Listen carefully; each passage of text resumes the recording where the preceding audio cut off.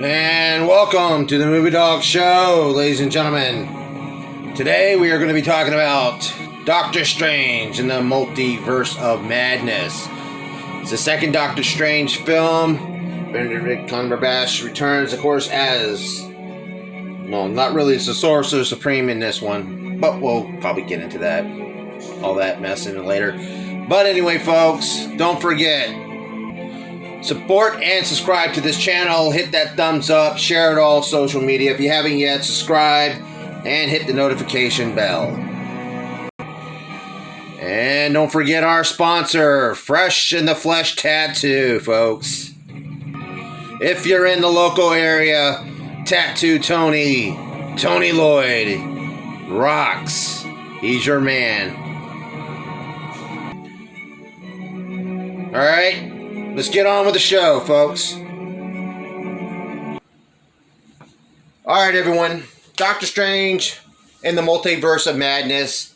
It, just about 6 months or so, or just at least after Spider-Man No Way Home came out, Benedict Cumberbatch was back as Doctor Strange. As you know, he appeared in the latest Spider-Man film, and it was a great Spider-Man film, by the way.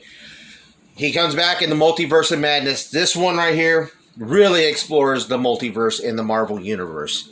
And it worked. I was very pleased by this film. There's some few things that were a little cringe here and there. But nonetheless, I really, really enjoyed this film.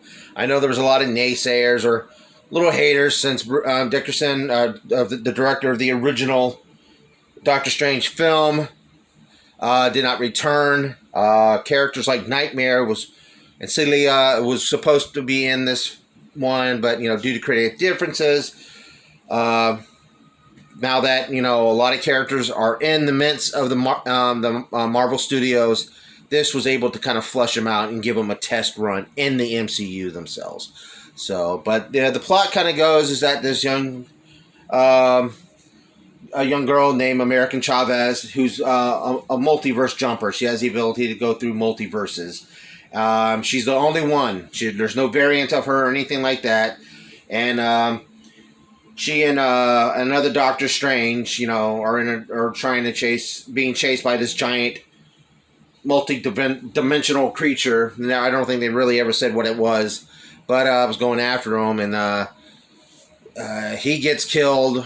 And I said, I'm not going to give too much of this plot away. It just came out on DVD, by the way, folks. So that's how I got a chance to finally watch it. But, again, she jumps into the MCU, which is designated 616, which is actually the Marvel Comics code for their mainstream universe in the comics. But, again, she meets up with Doctor Strange. And, of course... all hell breaks loose in the city. But again, I have to say the variations of getting to see different versions of certain characters that may have been used in the comics in the past, basically like in the Ultimate Universe of Marvel's comic books. And then, of course, Elizabeth Olsen gets to return as Wanda Maximoff, the Scarlet Witch. As we all seen prior to this film, she had her Disney Plus miniseries, WandaVision. And due to popular to believe or whatever, I enjoyed that show as well. But you get to find out that there's more than meets the eye when it comes to the Scarlet Witch. I said I don't want to give out too many spoilers. So I know the film's already been out and everybody's seen it, but again, I'm just trying to not ruin it for everybody else. But when it comes to certain plot twists. But they do show the Illuminati in this film. And I do have to say, since that's been all over YouTube, it's quite okay to say that John Krasinski, everybody's fan favorite casting, got cast for this movie. He got to play Reed Richards. Don't know if he'll be it as the mainstream Reed Richards in the MCU. He is now the fourth guy, if you count the one that didn't get released in the 90s, the fourth man to play a live-action Reed Richards. And I do think that the number 4 is kind of, easily to say that I'm sure he won the role because this it worked.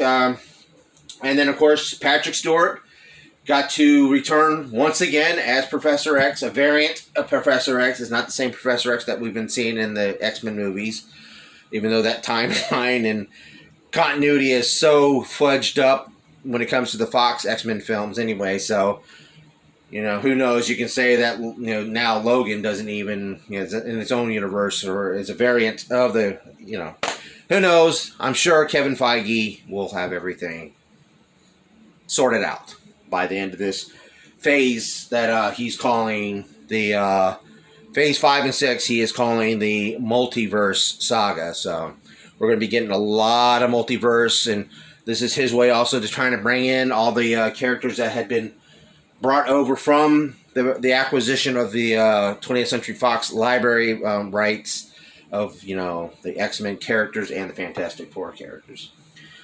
But again, the American Chavez character wasn't really much there. She pretty much was a MacGuffin. She just moved the plot along. But she did have a good presence about her. Her and Benedict Cumberbatch did have a good chemistry together, and they worked well. And I'd like to see that evolved in the next film, because they're going to be another Doctor Strange. This movie made a lot of damn money. So, but I did admit it. Benedict Wong, again, a little more for him to do in the first film than compared to this one, but he's the Sorcerer Supreme, and people got a little bent out of shape because he was. Well, Strange was dusted in Avengers Infinity Wars and was gone for 5 years, so somebody had to be Sorcerer Supreme. So, that's explained. The guy that played Mortal, can't pronounce his name to save my life, I'm sorry, but he plays a variant of himself in another universe, and already it's established now that him and Strange have already had their dealings and still are having their dealings, because at the end of the original Doctor Strange, it's he's turned to he's turned to a bad guy and wants to destroy Doctor Strange out of jealousy. But again, this film really gives you the multiverse, as it's really, it was touched a little bit when it came to Spider-Man No Way Home, because you got to have that grand love letter to all the fans, and when it comes to that. I'll talk about No Way Home later on eventually, but again, this really felt good to watch. I watched it with my kids, and they really enjoyed it. They knew what was going on. They weren't confused, and they didn't asking questions like, well, why is Reed Richards there and he's not in? It didn't matter, because they know that all is going to be, consolidated. And when it comes to the next two Avenger films that are being 2024, everything will be consolidated and be one whole universe, more than likely. But Rachel McAdams, she had a lot more of a prominent role. She plays both Doctor Strange would-be girlfriend and a variant of that character, and she got to be more active and be more in the action and the thick of things with Strange. And again, she, Rachel McAdams, she can act with a piece of lint, which she did, in plenty of other films in the past. But again, I have nothing but high marks about this film. I really enjoyed it. I'm giving it 5 paws. I don't give everything 5 paws, but I'm going to give it 5 paws. I was really impressed that Sam Raimi, whose last outing in anything comic book Marvel related was with Spider-Man 3, and we all know how the reception of that came about. But again, Sam Raimi, I'd like to see him come back, maybe get a little more freedom. You did get a lot of Sam Raimi-esque style camera work, a little bit of that humor that worked real well with Benedict Cumberbatch's Doctor Strange. Because I can remember in the comic books, Doctor Strange wasn't always that much of a smartass, but Cumberbatch really has captured this character and made it his own. And I'm glad more than ever that he was the one that was cast for this role, because this will be his defining role next to Sherlock, of course. But again, Sam Raimi gave us all that, weird camera angles that you were used to seeing in at least the Evil Dead films and some of his movies from the early 80s. And it just felt it felt right. It was like, it felt like a good. Hopefully, he was, the next film, if he gets to direct another Doctor Strange movie, he gets a little more freedom to do his thing, and Kevin Feige would be smart enough to do that, to give him some free range, because he delivered on the premise of this film. And Sam Raimi, again, one of the craziest directors out there, made one of the craziest horror film trilogies of all time. And of course, without a Sam Raimi film, there is not a Bruce Campbell cameo not included, folks. He's in this film too. So, and you'll get the references when it comes to the end credit scenes at the very end of the credits. So, and especially, when it comes to his character, you'll get it. If you're fans of Evil Dead, you'll understand. All right, folks. Well, that's all the time I got. That's all the time I'm given. That's all the time I need. Go ahead and check out Doctor Strange and the Multiverse of Madness. It's out on DVD, of course, on Disney Plus, whatever. Check it out. As I said, I didn't want to give too much spoilers away, but it was a perfect fit and a well done sequel follow up for the first one, and I liked the first one a lot. And I'm actually liking this one better than I am. I've watched it 3 times already, and I've enjoyed it each time. It's one of those things you can repeat watch.